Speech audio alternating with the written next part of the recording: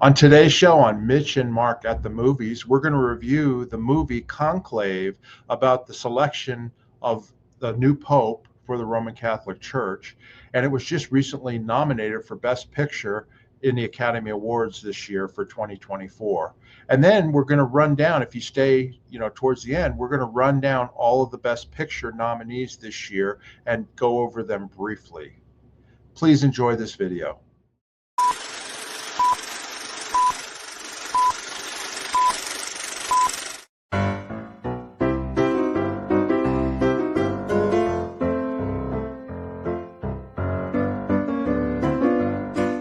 Hi, everybody. Welcome to our show, Mitch and Mark at the Movies. My name is Mark Fisher. I'm here with my co-host, Mitch Brisker. How you doing today, Mitch? Hey, great, Mark. Great to be back. Yeah. Talking about the movies, which we love. Yeah, we do. And we not just love them, but we love talking about them. Yeah, and we want to thank everybody who's been watching our previous shows that we've done reviews on. And, we're trying to build an audience. So if you would subscribe, hit that notification button so you get notified anytime we put the videos out. They're on both our channels, my channel, Las Vegas Travel and More, and then Mitch's channel, Scientology, The Big Lie. And then also I put it out a day or two later on Scientology, Peeling the Onion. And we've been getting some good response, and we hope that continues. And we got a good show today, don't we, Mitch? Well, I hope so. We'll see when it's over, how it goes down. I think so. I'm excited about it. I'm excited about this film. I'm excited to talk about it. Yeah, me too. Particularly with our backgrounds and everything from before. But, it's got to do with religion and things like that. But go ahead. Why don't you go ahead and introduce the film? And okay. So today we're going to review the film Conclave, which has up for a bunch of nominations. I think 10. It wasn't, the number one, but I think it's up for 10 nominations. It was directed by Edward Berger, who also brought us All Quiet on the Western Front, which was an amazing film. The script was by a guy named Peter Strahm, a very noted screenwriter who wrote the script for Tinker Tailor with Gary Oldman. It's based on a book by Robert Harris, who's best known for his historical drama, such as Fatherland and Enigma. And so we've got, cast-wise, we have Ralph Fiennes. He plays a bishop who's chosen to lead the conclave to find a new pope. So then we have Stanley Tucci. He plays the progressive guy. He's like the progressive pope, but he's like the reluctant.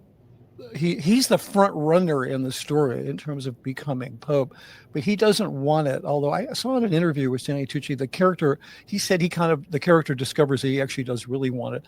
But what he really wants is he does not want, there's a Nigerian bishop played by an actor. I don't know if I'm going to pronounce this right. Adeyemi.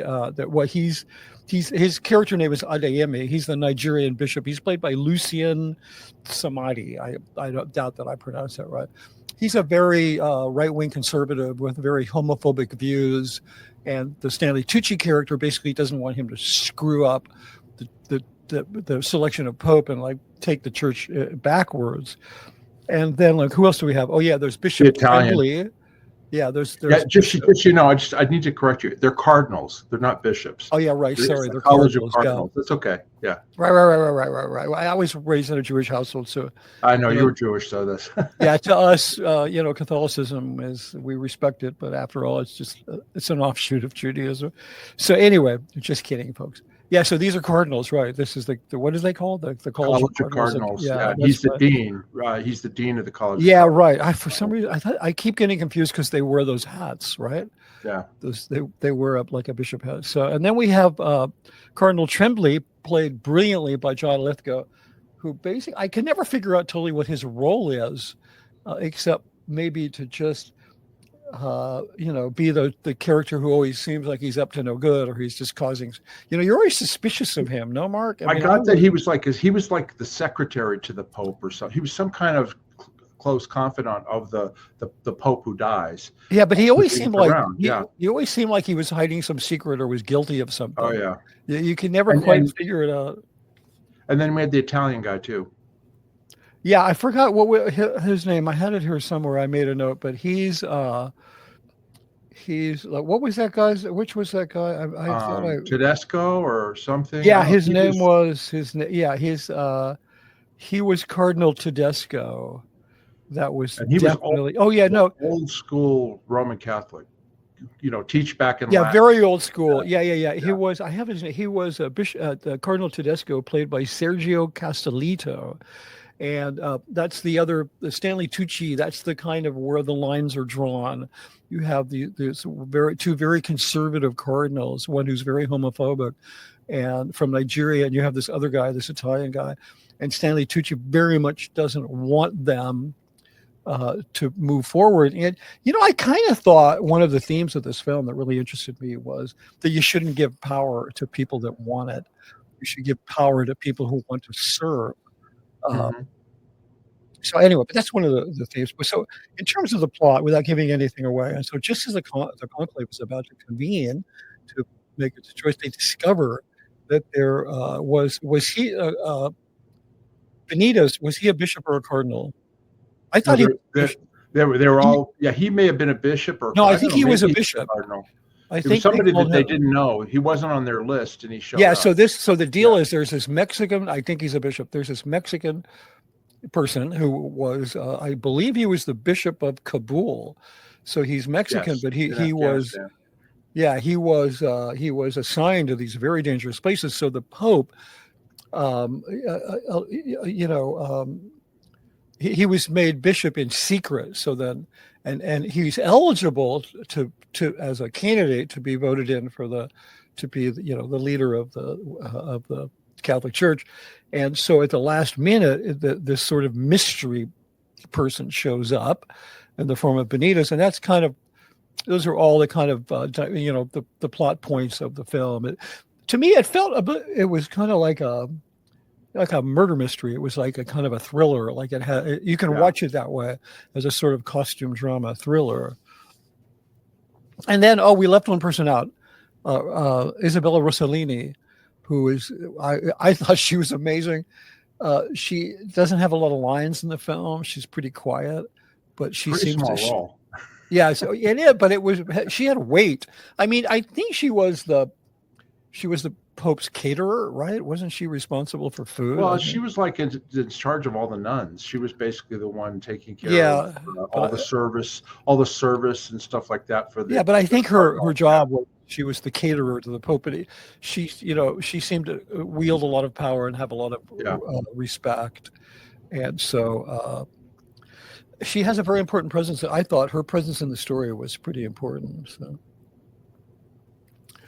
And then that's, we're not going to say anything about where it all goes because, a lot of you, I'm sure, haven't seen it. So what did you think of it, Mark? Well, I was going to say, I watched it and, I'm not Roman Catholic, but over the years, I've learned a little bit about what a conclave is when the Pope dies, because I think I've been through two or three of them, I think, in my lifetime. And, I watched them on the news and stuff like that. And, I thought, they have the cardinals all to get together. And I thought this kind of opened the doors in terms of what the inner workings are of a conclave where they're have to choose the next pope. And I remember I always thought that it had to be unanimous, but apparently it was only 2/3 of the cardinals, there's 108 of them, have to choose who the next pope's going to be. And then after each vote, they burn the ballots, and if it's dark smoke, they don't have a pope. But then if it's when they finally get one, it's white smoke. And that's what I used to see on television, because I remember seeing Vatican City with all the people there. You know what I mean? Hold on one sec here. All the people. What happened there? I'm losing it. There we go. Okay. With all the people, watching, waiting to who's going to be the next pope. It was a big deal because Roman Catholicism, worldwide is huge. There's a lot of members. So anyway, over a billion people. I find that very fascinating, the way that they showed it and stuff like that. I also like the way that, I wanted to look right away. Where did they film this, in the Sistine Chapel? And the answer is no, but they did create the Sistine Chapel atmosphere. Yeah. And so I was really, really, to me, like you said, it was kind of like a thriller type of thing, and what's happening next and what's going on in this. And of course, the acting was phenomenal. And then the plot kind of goes along, and then there's the ending, which we're not going to talk about. But I really enjoyed the film. I thought it's one of those films that afterwards, that if you're watching with your friends, you want to talk about it, or if you have any interest in religion or anything like that, it definitely opens up topics for discussion. Yeah, no, it most certainly does. I mean, if you just look at the film as a costume drama that reveals these inner workings of how a pope is chosen, you would love it. I mean, but the film is a whole lot more than that. And I just, I mean, it's created a lot of controversy with the Catholic Church. I would like to think that the most sort of conservative, reactionary Catholics are the ones that are speaking out. I would like to think that the vast majority of Catholics would look at this film and be grateful for the respect with which it gives to these characters, because none of them are disrespected at all, and to the beauty and majesty. I just, as a sidebar, I have to mention that in The Two Popes, which was the last papal drama we saw, and it was about the ascension of Pope Francis, played by Jonathan, what's his name, but who I just said, and I thought I'd only have to say it once, so his name disappeared from my head. But anyway, they actually had art students come in, Italian art students, which this just fascinated me. They had Italian painting students come in and paint the Sistine Chapel, and it just looked amazing. So they have some very incredible craftsmen that put these things together, and it's probably going to win an Oscar for costumes, because when I'm watching it, I'm thinking it would have been impossible for those actors to put those costumes on and not really feel those parts. Yeah, because if you put one of those costumes here's an example right here. Yeah, they're just amazing, and the film is so much the kind of the textures, the fabrics. It kind of goes back and forth between these incredibly opulent interiors from the 16th century or 15th, whenever that was, and when they put together the Sistine Chapel, and the sort of more modern environments that a lot of it took place in, which are very sparse and barren. And so it kind of makes the film feel like it's, and I think rightfully so, that it's happening in our time right now, where, like The Two Popes, which I loved that film. I highly recommend it. You didn't necessarily think, oh yeah, this is happening right now, but this is very much a sort of the forces of contemporary society in being pressurized with the forces of the Catholic Church, which is ultimately a church about ritual and catechism and certainty. And that's my segue, because I want to point out that while this film has created a lot of controversy amongst Catholics, it has also created it has ignited a conversation. He gives a speech, and I couldn't find the whole thing, and I was too lazy to transcribe it, but he gives a speech in this film, which is it is the perfect setup for the ending of the film, and it's a speech about certainty. And a lot of you may have heard of this. And he basically said, I have one sentence from it. He says, certainty is the great enemy of unity. Certainty is the deadly enemy of tolerance. And if there was only certainty and no doubt, there would be no mystery and therefore no need for faith. And this is like the idea of who do we give power to, the idea of certainty. It's ignited this conversation. People are writing articles about our recent election and how this is relevant to that. I can tell you, as a former cult member, as a long-standing member of Scientology, this idea of certainty, it's driven into your head, right, Mark? It's like certainty is like gain the certainty, get the certainty, be certain. And I watched this speech and I was like, oh my God, talk about peeling the onion. This is an entirely new layer to unpack that whole concept of certainty and how it is really dangerous. I mean, regardless of what you think of her, Sister Mother Teresa, I remember reading this interview with her where she doubted her faith, doubted her belief in religion, and that's what brought her to a place where she could truly have faith, because it really is faith, it really is doubt that brings us there. Where in a high control group like Scientology, you have doubt, you're in trouble, you're punished for having it. And I'm sure I heard a Catholic official talking about the film and saying, the film says that even Jesus was uncertain, and he said, that's blasphemy. Jesus was certain. He said, I am the light, I am the way. And he said, that's, he was, so it's like people that are really stuck in that mindset. They have somebody this. else we know. Sounds like somebody else we know. L. Ron Oh Hubbard. yeah. It sounds, yeah, exactly. And so this idea of pushing certainty, and it's very toxic and very controlling. And seeing this speech, I was just like literally mind blown. Like it's like, that's the thing I took away from this film.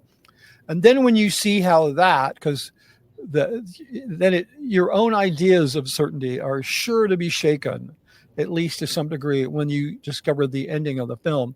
It lands for me on what was a very satisfying, a very progressive, humanistic theme is brought up at the end of the film. And that sort of, resonates with this idea of certainty. There's a very specific reason that the author of the book, I think, came up with that whole idea, and the whole idea of that speech was because it's really the perfect setup for you to be considering. It's the thought you need to consider when you see the end of the film. Yeah, So I was going to add, the person who gives that is a speech or homily or whatever is Rafe Fine. Yeah, that's what. Yeah, who's the dean of the College of Cardinals, yeah. and his performance is really understated. Yeah, really good. Yeah. I mean, he has conflict. You find out that he has had doubts about his faith, but he has the awesome responsibility of having to conduct this conclave and be the manager of it to pick the next pope. And he has the responsibility of 1 billion Catholics to make sure that it's done right. And boy, oh boy, he can play. I don't know. I mean, he's so understated. Like, this is not some bombastic role. You know what I mean? It's very understated, but very, very good. And it's totally, I mean, the first time I ever saw Ralph Fiennes in a movie, I think a lot of people, was Schindler's List, where he was the commandant of the death camp, the Nazi death camp. And he was scary. That performance, he was scary. He was a scary person. And then, of course, when he was Lord Voldemort in the Harry Potter movie, again, very scary. This is a completely different performance. But boy, oh boy, is it powerful. Yeah, I mean, I will have to say that performance-wise and writing-wise, it's very subtle. Like, I need to go back and watch this film again to see what it is that I missed, because it's such a beautiful costume drama, and it's just so well photographed, and everybody just came to the table and did a phenomenal job.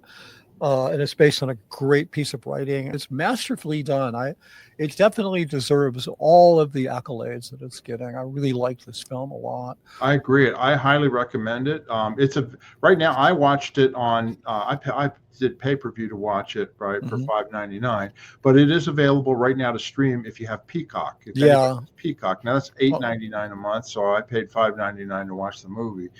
So it is available there. I don't know if it's in theaters right now, but it's definitely well worth watching. And of course, it's the Academy Award Oscar nominations just came out, and in about a month or so, they'll be having the awards. I think it'll win several awards, and it's, like I said, I think it's really worth seeing. How about you, Mitch? Do you recommend it? Oh, absolutely. I mean, okay.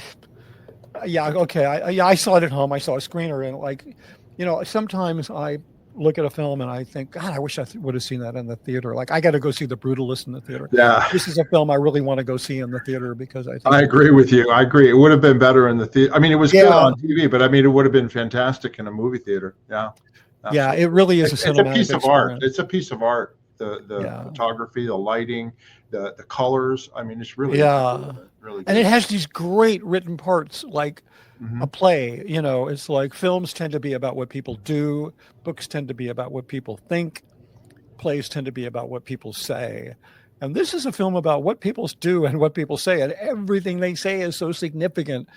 It's subtle, but then it's all sort of leading up to this play. So it's quite remarkable. I thought it's a great film. That's great. Look, I would love to hear your opinions. We would love to know what you thought about the film, especially about the ending. And when you write about it, you want to put a comment. Don't even worry about spoilers, because just whatever you think about that ending, whatever you reflect upon, I would love to know it. Right, Mark? Absolutely. No, it's like I said, it's a movie that gets people to discuss different ideas. And I Yeah. think I like movies like that, Yeah. The Academy Award nominations came out, and we're going to run through the Best Picture nominees for this year, and we'll go ahead and make comments on each one as we go through. Here we go. The first one was Emilia Perez, which we reviewed on an earlier show, and it got 13 Academy Award nominations. And go ahead, would you want to make a comment on this, right? A couple of comments for one. And as soon as it got all those nominations, Netflix announced that it was raising its prices. I don't think those things were just related, because they're like, oh, we got, this is the time to, you raise your price when you're, when your stock is up, you raise your price. So they're not giving anybody discount. Yeah, I thought that was I mean, they Netflix just had something like 45 million new subscribers in a quarter, and then they raised their prices. It's just like, it's because that's just greedy billionaires doing their thing. So anyway, but besides that, I was really surprised that it led it was number one in the number of 11 nominations. Is unbelievable. That really shocked me. I mean, I love the film. I think it's incredibly unique. And if you, it's like, there's some themes that are emerging, which I think is really good. And there's one aspect of this film which is somewhat relevant to Conclave. Like, these films are almost like distant cousins in some weird way. But I think it's deserving. I don't know that it's going to win Best Picture, but because it got 11 nominations, it could. Yeah, so Emilia Perez, it's available on Netflix. You can watch it right now, and it's definitely worth watching. It's definitely different. So the next one, Best Picture nominee, A Complete Unknown. James Mangold was the writer and director of that, I think. He was the writer, I think, and director. Anyway, this movie also we did an earlier review on, and a lot of people have seen this film. It's the Bob Dylan backstory, and of course you had a lot to say about that, right, Bob? Mitch? Yeah, I have to say, over time, I've seen the film twice, and over time, my opinion of it has somewhat softened, because, my opinion was, it was two things. It's an undeniably entertaining film, worthy of your time sitting in a theater or at home for 2 hours watching it. At the same time, it's so deeply flawed that, use it as a launching off point to learn Dylan's music and to learn about him, but don't take it as the Bible of Bob Dylan for that period of time. And then I started thinking, you know what? I think I was just a little upset because it didn't tell the story as I saw it. And this is just a danger that you fall into. This is that certainty principle again. Yeah. No. I'm certain that the story is different. And so I've become a little more accepting of this interpretation, which to me is like, Dylan as a quirky heartthrob, which he wasn't a quirky heartthrob. He was deeply flawed personality. I tell you, I saw this. I couldn't find it. I saw he and Jimi Hendrix were big friends. Hendrix was a huge fan. Dylan thought that Hendrix's All Along the Watchtower was the best cover of his song. But there's this clip I saw on YouTube of Dylan talking to Hendrix, and he's so rude. It was unbelievable, even though maybe this is before they were friends, but he's really like going after him. Like, you think I'm a folk singer. I'm not a folk singer. Are you going to watch my concert? Yeah, you're going to watch it. Well, you know what? You're probably going to get the words wrong. And he was just berating him. And I'm like, this guy was like an a-hole, right? Even though he wrote his songs, like, to this day. A bunch of them are just my favorite songs of all time. And I really appreciate him as an artist. And I was a little put off by the fact that they, rather than really confront his fractured personality, they just went, he's kind of quirky. He's a quirky kid. So, but the film is incredibly well made. It's very crafted for the audience to create a certain kind of response, to be popular. Timothée Chalamet did an incredible job, but at the end of the day, he's a lazy pick because he brings a lot of. You're never going to watch this film and forget that you're watching Timothée Chalamet. He's just too much of a star to play another star. You really kind of needed a little bit of a super talented unknown to do that, and it would have probably gone down more critically acclaimed. But that's hard to do that, and it's easier to go Timothée Chalamet. Like, we got a billion audience of screaming teenagers. So, but I don't think it's going to win Best Picture. Okay. it's too much crafted for an audience. It's like films are either made for an audience or audiences discover them. This film was absolutely made for an audience. That's All my right, comment. all right, we'll go to the next one. Of course, Nora, we also reviewed this film. Sean Baker was the writer-director of this film. It's a love story, and of course, we reviewed that and went into it. I really enjoyed this movie. Yeah. I know you did too, and Yeah, I so loved that's it. nominated.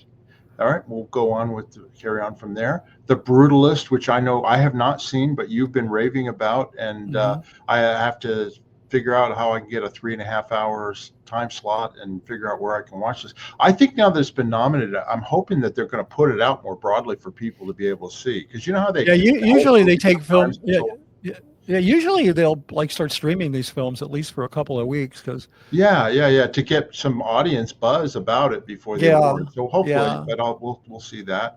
And then Wicked, which we also talked about in our first show. I have not seen it. You have. So that was also. I can comment on Wicked. It's Go ahead. Wicked is my second favorite guilty pleasure. My first guilty pleasure is Armageddon.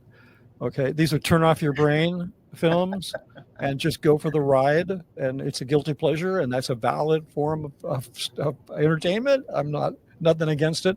So yeah, Wicked is a guilty pleasure. It's a feel-good movie. It's brilliantly artistically done.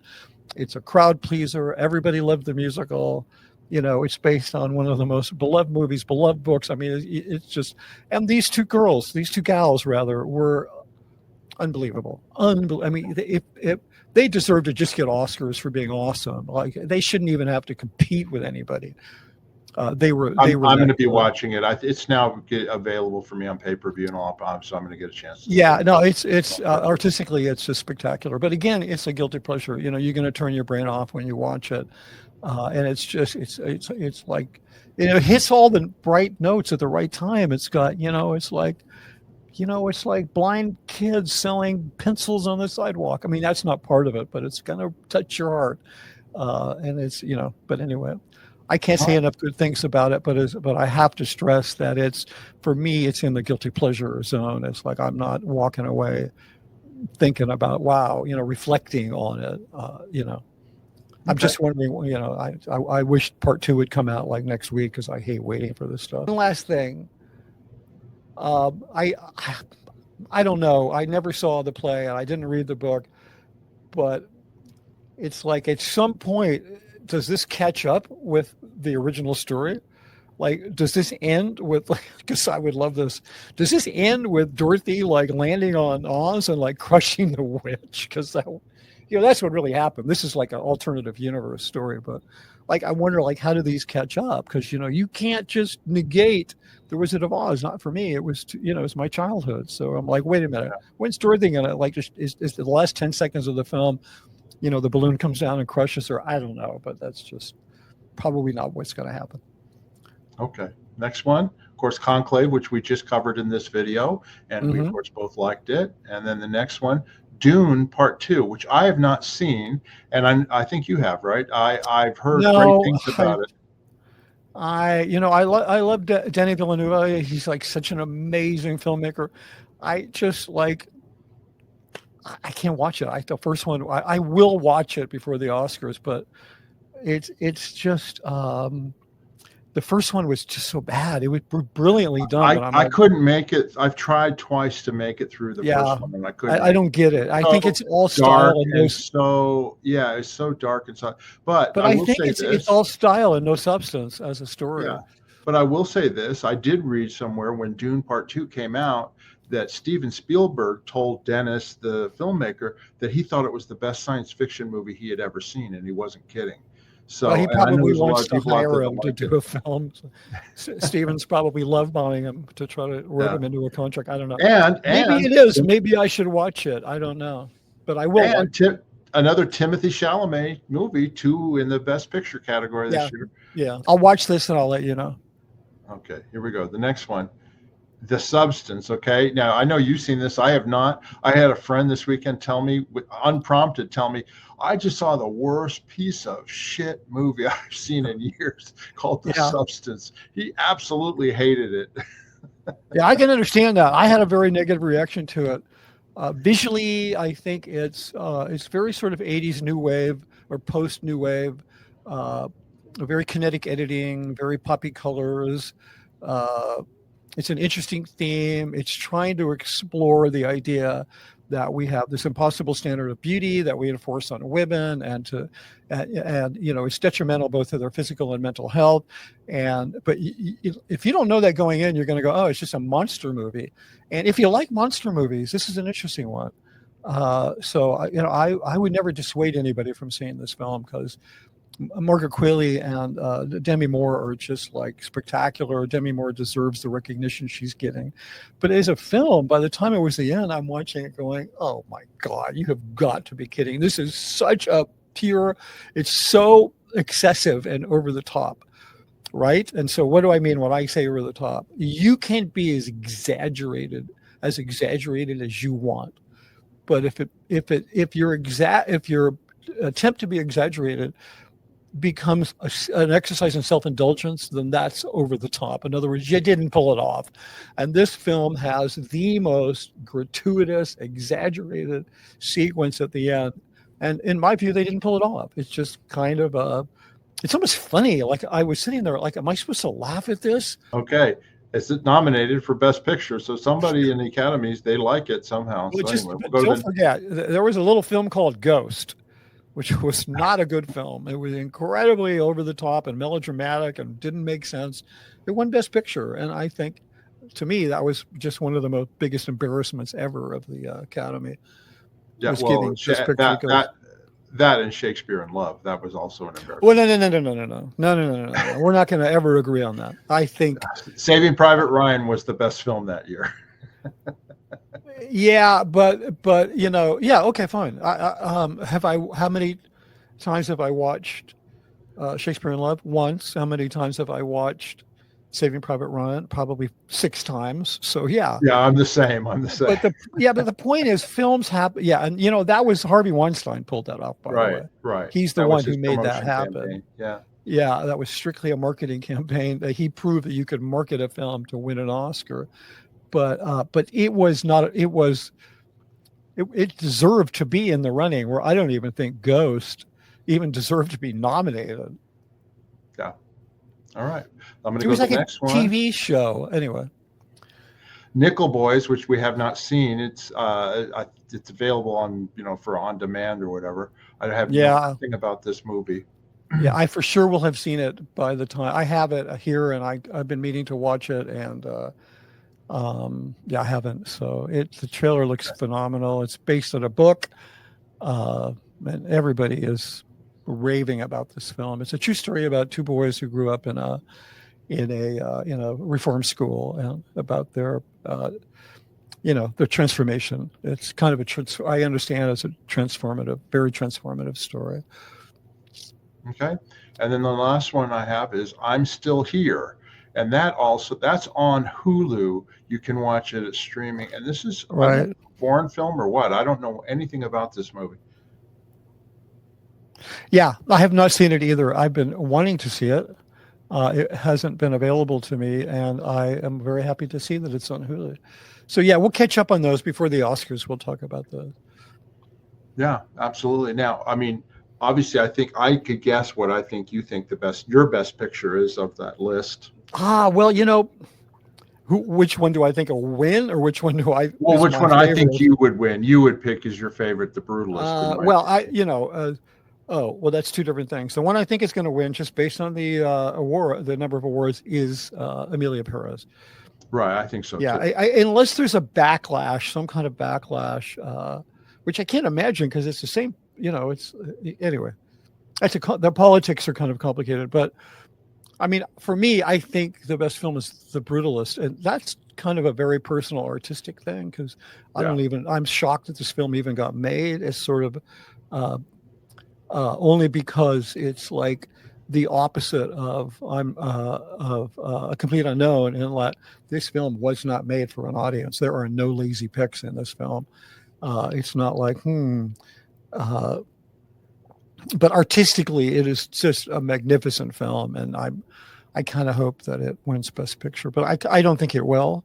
I think either Amelia Perez or Conclave will win. Yeah, of the movies that I've seen so far, my two favorites are Honora and Conclave. I think those. Oh yeah, I forgot about Honora. Yeah, sorry. Go ahead. No, I mean those are the two movies that I've seen of the Best Pictures. I've only seen a few more than that made me think about they're the type of movie I like where I have to think about the story or I want to see it again. Yeah. I want to watch Honora again because I really want to get into it more. And same thing with Conclave. I want to see that again too. So those are my two favorites, but I haven't seen The Brutalist yet, and I haven't. Yeah, well, I'm going to hold. Yeah. I'm going to hold my judgment until I see the other ones. Yeah. But I wouldn't be super disappointed if The Brutalist didn't win, because at least it got all this recognition and people will discover it. And if Honora won, I would be really happy, because it would mean, like, let's put aside our political biases or cultural biases that might have caused us to lean in the direction of Amelia Perez or the Conclave, and let's just go with the other one, like kind of avoid all, because it's, either way you go, there's going to be a lot of political discussions, but not with Honora.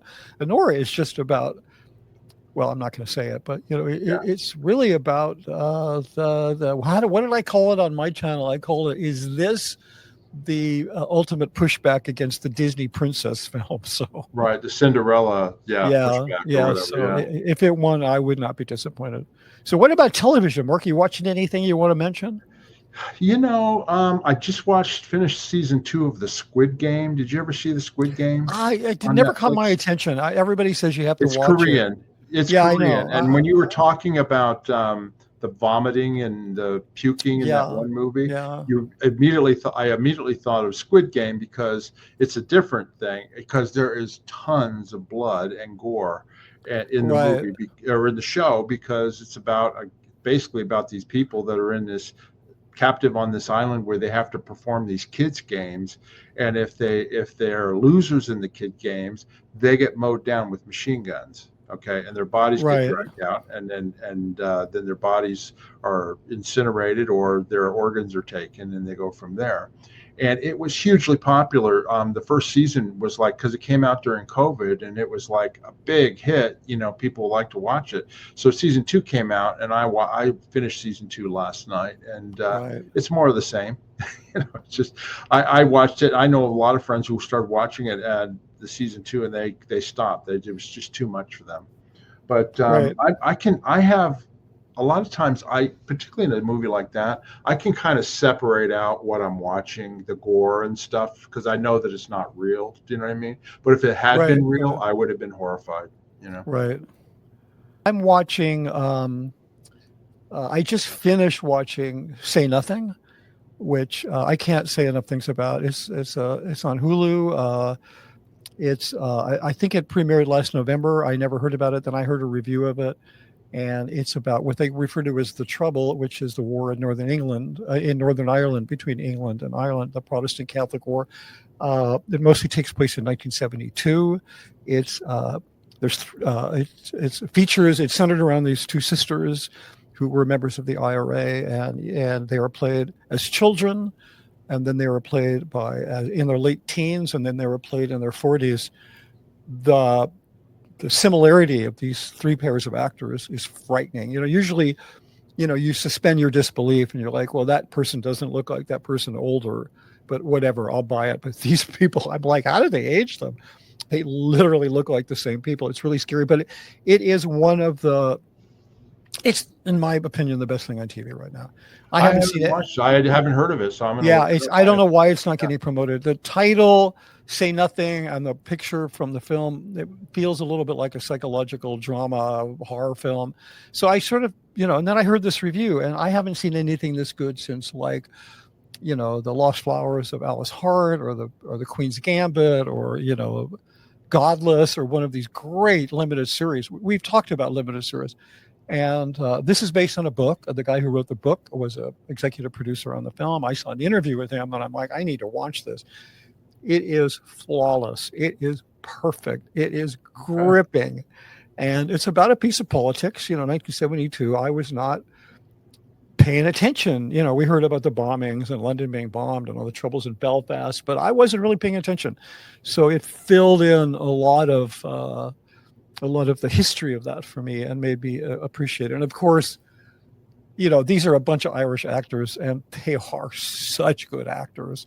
I don't know why, but it seems the best actors and the best writers, English writers, and who write in English on the planet are, there's so many of them are Irish. And then we owe all of our traditional American music. It either goes back to Ireland or Africa. So yeah, you really get a sense of how these people feel about their culture and their land, and you know, and then what this conflict was between Irish Catholics and Protestants. But the other thing is, you know, we've talked about how much we appreciate the limited series. And I realized after hearing an interview with the author and then watching the film, and though I've not read the book, I'm like, oh yeah, this is you get a whole book in here. Like that's one of the other things. This thing's 9 episodes. They're under an hour, just under an hour each. And I'll bet you it's the whole book. And that's like, to me, that's one of the roles that these limited series provide is they're, you know, when John Irving, he wrote Cider House Blues, and then he wrote Cider House Rules. Then he wrote the script, and he cut a lot of stuff out.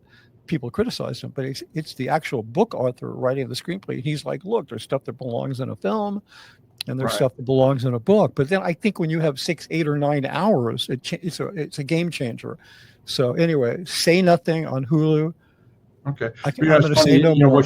What you're talking about is happened to Shogun, because Shogun is a 1,200-page book. Right. And of course they did, it was going to be a limited series, you know, 8 hours of limited series. Right. So when they got to the end, FX going like, we love this. The audience loves this. We want another one. And they're going like, well, we don't have any source material anymore, because they did basically the whole book. They cut out a bunch of stuff. So, but here's what they decided to do. Well, we have the characters. We'll just create, you know, the continuation of the story. We'll see how that goes. That's a boardroom decision. That's not an artistic decision. Yeah.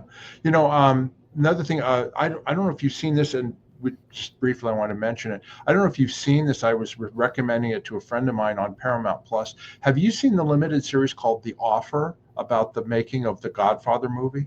Yes, I have. That was excellent with Miles Teller, and oh my God, that was great. No, I saw it about 1.5 years ago, and he was looking for something to watch, and I went, "Oh, you love you got to watch The Offer." I mean, it's a great limited series. Yeah. There's Albert Ruddy, who produced that film. He's played. I forget who plays him. Yeah, he's a really interesting guy. Miles Teller. Oh, that's right. It was Miles Teller. Didn't cover the Hogan's Hero thing, right? Yeah, they mentioned it, but did they? Because I had details. Yeah, I had heard an interview. I think it was Malcolm Gladwell interviewed him. Somebody, or maybe on NPR, interviewed him, Albert Ruddy, and they asked him about Hogan's Heroes, and that he wasn't a film guy, a TV guy, and that he went into this meeting and said, "I want to do a comedy about a Nazi prisoner of war camp," and Albert Ruddy's Jewish, right? And people were like, "What?" Like they were like, "No, we're not going to do that."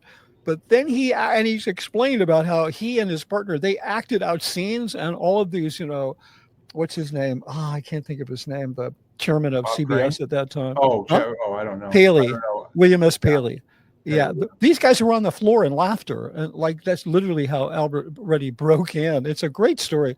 Well, and that's what's great about The Offer, because basically he had no experience in films. He was a salesman or something, and he pitched an idea, gets a TV show on. Next thing you know, he's producing. He did a movie, and I think he did Chitty Chitty Bang Bang or something. And Albert Ruddy is a highly respected film. And then in The Godfather, you know what I mean? And Godfather 2, and it's an amazing The Offer with Miles Teller. If anybody hasn't seen it, it's on Paramount Plus, and it's well worth it. Yeah, there's a lot more to how The Godfather got made than any of us realized. Yeah, and there's a guy who plays Mario Puzo and a guy who plays Francis Ford Coppola. Yeah, and how they do the casting. It's great. It's great. Yeah, and Coppola was not really anybody either when he did that. He was, he was known for his screenplay of Patton. He'd won an Academy Award for that. Yeah. Yeah, which but is a great movie. It's my favorite war movie of all time was Patton at the time. yeah, it's a good film. Yeah, it is. Yeah, I forgot he wrote that. He's a. Yeah. But then Yeah. he didn't write Apocalypse Now. His good buddy John Milius did. So, Yeah. Another great film writer, screenwriter, John yeah, Mills. Yeah.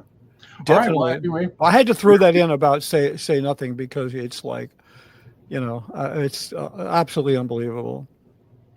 okay, great. Well, we want to say, everybody, please subscribe to our channels. Hit that like button and notification button. Las Vegas Travel and More, Scientology, The Big Lie for Mitch, and then also, of course, Peeling the Onion. There'll be links that you can click on down below. If you have any questions or comments, like Mitch said, we want to hear your opinions on Conclave. Go down there and read, put them in the comments, and also suggestions of other movies or shows that you would like us to do. Please get in that questions and comments section. And then, as I mentioned, you can subscribe to Mitch's channel. It's at Scientology-the Big Lie. And then, of course, if you want to buy us a coffee, there's a link in the description. You can buy a coffee. It helps support the channel. We use the money to continue doing these things. So we appreciate any support we get from our viewers. And I want to mention Mitch's book, Scientology, The Big Lie. It's a great read. It's a great book. It gives you a lot of most current inside information about Scientology from somebody who was close to Miscavige for many, many years. And I can't highly recommend it enough. And it's available on Amazon and at Mitch's website and all over the place. Right, Mitch? Yeah, Barnes & Noble, online. And next time you're in a Barnes & Noble, ask them if they have it. Because if enough people ask, they'll start stocking it because it is available to them and it's in their computer. Yeah, thanks. So also, I just finished reading the entire book in separate chapters. So there's I just wanted to put it as a podcast on my channel. So it's just there, and there's a lot of annotation and a lot of discussion about things that are in it. So you don't have to buy it; you can just go and listen to it. Because first and foremost, I wanted to get this message out. So I think I've given away more Kindle copies than I've sold because I get messages from people saying, "Hey, I want to read your book, but I don't have money for coal this winter." And I'm like, "Give me your email address. I'll send you a free Kindle." I'm not like trying to, I don't like that there's the financial gatekeeper is a block from some people reading it because I really want to get the message out. So that's kind of where that's at. So, but thank you for that, Mark. Yeah, no problem. And then if you can't afford it, you can buy an autograph. You should buy it. On my website. Buy an autograph copy. That's right. Yeah, which is it's a little pricey, but it's a beautiful edition. We went through a lot of trouble to make it happen. That's great. Okay, everybody. Until next time, thanks, Mitch. If you have anything else you want to say before we end off? Oh, thank you, Mark. Okay. Bye-bye, everybody. We'll see you guys.